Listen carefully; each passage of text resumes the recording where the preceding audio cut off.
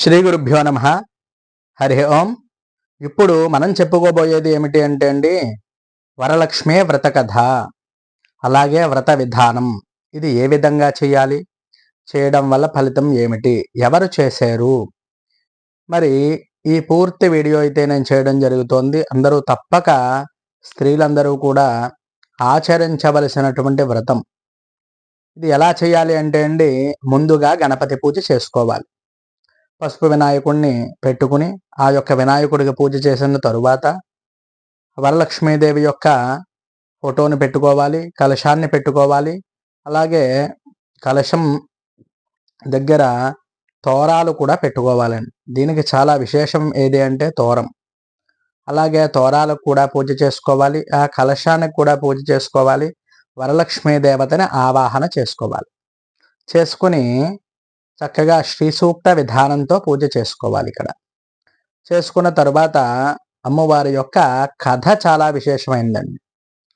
ఈ కథ మరి పూజ అయితే చాలా మంది చేసుకుంటున్నారు, కానీ కథ చాలా మందికి తెలియటం లేదు.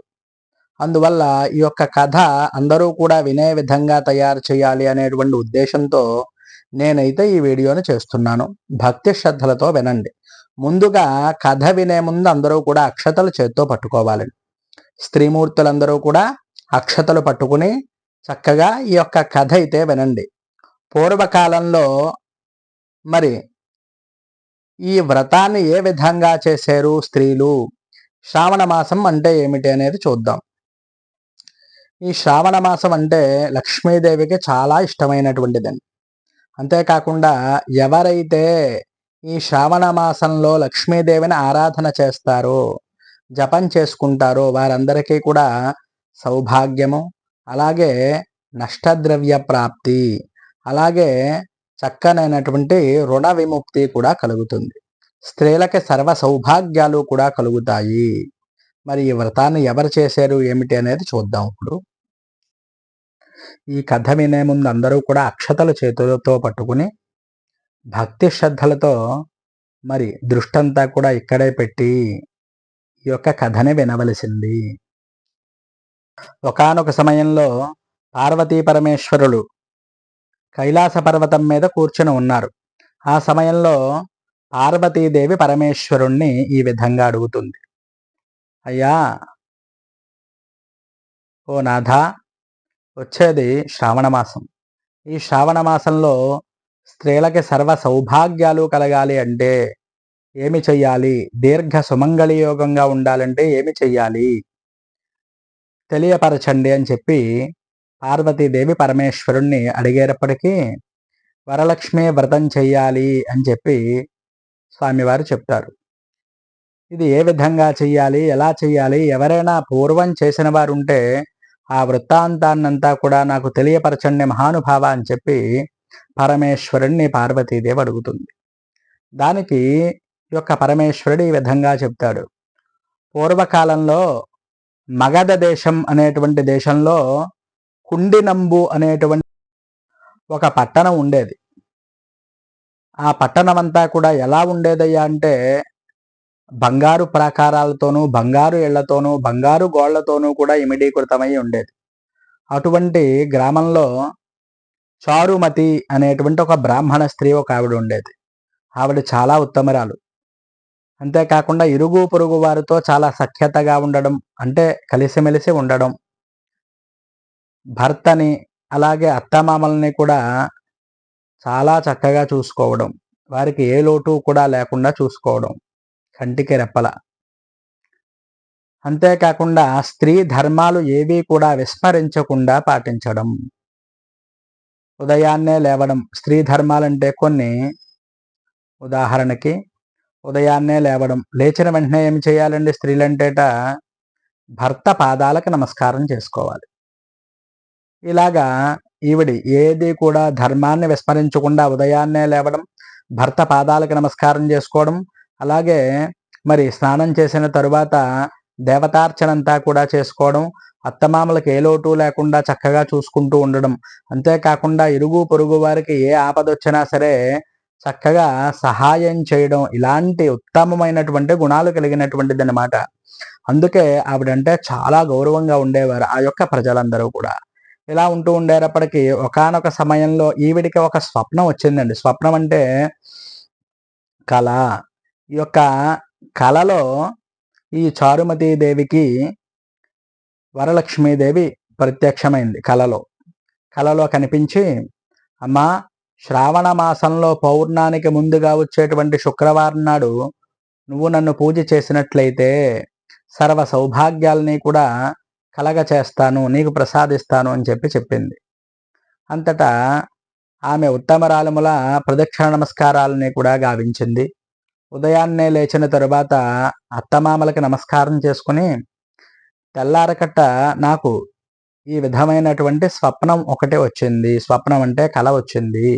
ఈ కలలో వరలక్ష్మీదేవి నాకు కనిపించి, శ్రావణ పౌర్ణానికి ముందుగా వచ్చేటువంటి శుక్రవారం కనుక నువ్వు నన్ను పూజ చేసుకున్నట్లయితే మరి సర్వ సౌభాగ్యాలు ప్రసాదిస్తాను అని చెప్పింది అని చెప్పి ఈ అత్తమామలకి చెప్పేటప్పటికీ, అంతటా ఏమ్మా మనకి ఏమి లోటుపాట్లు ఉన్నాయి, చక్కగా ఈ వరలక్ష్మి వ్రతాన్ని చెయ్యి అని చెప్పేటప్పటికి తిన్నగా ఒక కుంకుమ భరిణి పట్టుకుని ఆ గ్రామం అంతా తిరిగి ముత్తైదువులందరికీ కూడా కుంకుమ బొట్టు పెట్టి అందరినీ కూడా ఈ వ్రతాన్ని చేసుకుందాము రండి అని పిలిచేటప్పటికీ అందరూ కూడా ఈ శ్రావణ శుక్రవారం ఎప్పుడు వస్తుందా, పౌర్ణానికి ముందుగా వచ్చేటువంటి శుక్రవారం అని మరి ఎదురు చూస్తూ ఉన్నారు.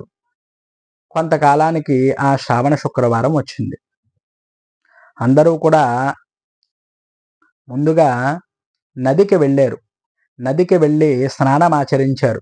స్నానమాచరించిన తరువాత మరి ఒక చోట ఈశాన్యం దిక్కులో చక్కగా తూర్పు దిశ ఈశాన్యం మూలగా ఒక మండపాన్ని ఏర్పాటు చేసుకున్నారు.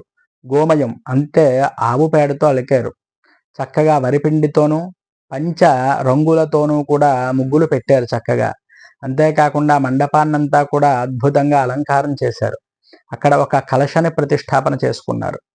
కలశన ప్రతిష్టాపన చేసి వరలక్ష్మీదేవి ఫోటోను కూడా ప్రతిమను కూడా పెట్టుకుని, సుమంగళీ ద్రవ్యాలు గాజులు మొదలైనటువంటివన్నీ కూడా అక్కడ పెట్టుకుని, వారికి లభించినటువంటి పళ్ళు అలాగే దొరికినటువంటి పుష్పాలతో భక్తి శ్రద్ధలతో ఈ యొక్క పూజను చేశారు. ముందుగా గణపతి పూజ చేసుకోవాలి. అలా గణపతి పూజ చేసుకున్నారు. తర్వాత కలశార్చన చేసుకోవాలి. తరువాత ఈ వరలక్ష్మీదేవి పూజను చేసుకుని వారికి తోచినటువంటి నైవేద్యంగా పాయసం కానీ గారెలు కానీ చాలా విశేషం. వారి ఆచారాన్ని బట్టి ఎన్ని పెట్టుకుంటే అంతా కూడా మంచిదే. దీంట్లో ఇన్నే ఉండాలి అనేటువంటిది ఏం కాదు. 3 కానీ ఇలా 3కి తగ్గకుండా ఎన్నైనా నవకాయ పిండి వంటలు కూడా పెట్టుకోవచ్చు. అది చాలా మంచిది. ఈ విధంగా వీరు కూడా మరి చక్కనైనటువంటి నైవేద్యాన్నది కూడా సమర్పించారు. తర్వాత పూజది కూడా చేసుకున్న తర్వాత వీరు తోరాన్ని 9 సంఖ్య చాలా మంచిది. అందుకే 9 సార్లు పేని ఆ దారాన్ని దాంతో పుష్పాలు అలాగే పత్రులు ఏమైతే ఉన్నాయో దాంతో తోరాన్ని కట్టి ఒకటి అమ్మవారికి ఒకటి వీరు కూడా ధరించడం అనేది జరుగుతూ ఉన్నది. ఈ విధంగా తోరాన్ని కట్టుకున్నారు. భక్తి శ్రద్ధలతో అర్చనంతా కూడా చేసుకున్న తర్వాత ప్రదక్షిణాలు ఎంతో భక్తిగా చేశారండి. ఆ ప్రదక్షిణం మొదటి ప్రదక్షిణం చేసేటప్పటికి గల్లు గల్లు అంటూ శబ్దం వినిపించింది. ఏమిటా అని చూసేటప్పటికి కాళ్ళకి బంగారపు గజ్జలు కనిపించాయి. ఓహో, వరలక్ష్మీదేవి యొక్క అనుగ్రహం కలిగింది అని చెప్పారు. మళ్ళీ రెండో ప్రదక్షిణం చేసేటప్పటికి చేతికి కంకణాలు కనిపించాయండి. బంగారపు కంకణాలు వచ్చాయట. ఓహో, వరలక్ష్మి అంతే భక్తితో మళ్ళీ మూడో ప్రదక్షిణం కూడా చేసేటప్పటికి సర్వ సౌభాగ్యాలు కలిగి వీరి యొక్క దారిద్ర్యం అంతా కూడా తొలగిపోయింది. అంతేకాకుండా వీరిని ఇంటికి తీసుకువెళ్ళడానికి వాహనాలన్నీ కూడా వచ్చేయటండి. మరి అప్పట్లో కార్లు అవి లేవు, అన్నీ కూడా గుర్రబ్బళ్ళు ఇలాంటివే ఉండేవి. అవన్నీ కూడా వచ్చేటప్పటికి చాలా ఆనందించారు. అంతేకాకుండా ఈ వ్రతాన్ని ఏ విధంగా చెయ్యాలి అని అందరూ కూడా భక్తి శ్రద్ధలతో అప్పటిదాకా తెలియని వారు ఈ విధంగా పూజది కూడా చేసుకుని అక్కడ ప్రసాదాన్నంతా కూడా స్వీకరించారు. వారు బతికి ఉన్నంతకాలం కూడా ఈ వ్రతాన్ని చేసుకుని శ్రావణ శుక్రవారం నాడు మరి ఈ వరలక్ష్మీదేవి అనుగ్రహం పొందారు.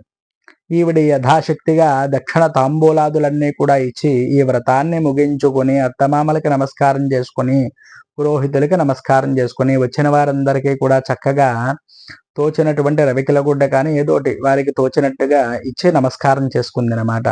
ఈ విధంగా భక్తి శ్రద్ధలతో ఈ చారుమతీదేవి వరలక్ష్మి వ్రతాన్ని చేసి సర్వ సౌభాగ్యాలు పొందింది.